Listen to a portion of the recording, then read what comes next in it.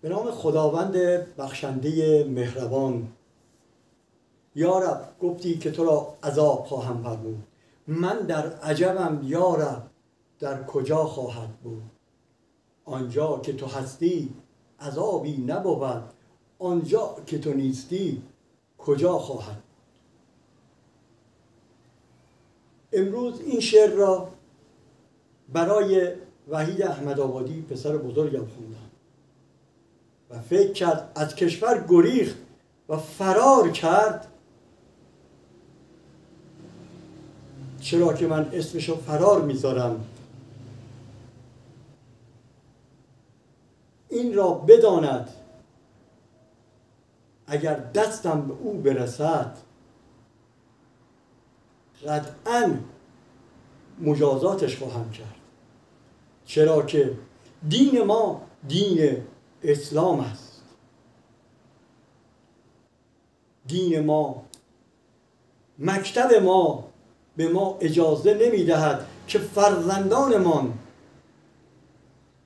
توسط یک سری عوامل ناخواسته و خناسانی که فرزندان ما را از این خاک میبرند تا به استثمار در بیاورند، این را ما اجازه نخواهیم داد. ما فرزندان خودمان را مجازات خواهیم کرد.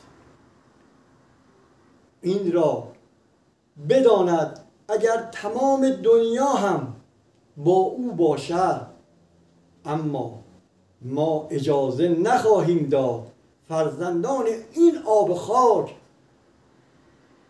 از کشور بیرون روند، چون اینها برای کشورمان هستند. این فرزندان آینده کشورمان هستند. چرا که بعضی خناسان و منافقین کوردل باعث شدند که از این کشور بروند. چرا که او هم کار داشت،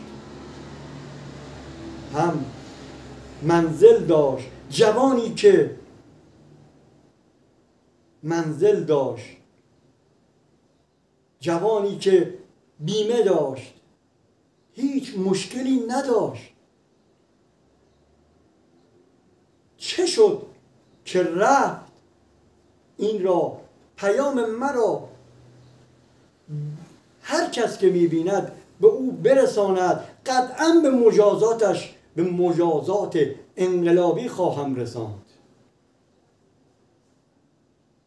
این را به او بفهمانید که رفتن از این آب و خاک یعنی نابودی خودش می باشد. او همه چی داشت، چی نداشت؟ در کشوری که دموکراسی و آزادی هست، به یک کشور غربی که هیچ تمدنی و هیچ تاریخی ندارد رفته است. و السلام علیکم و رحمت الله و برکاته.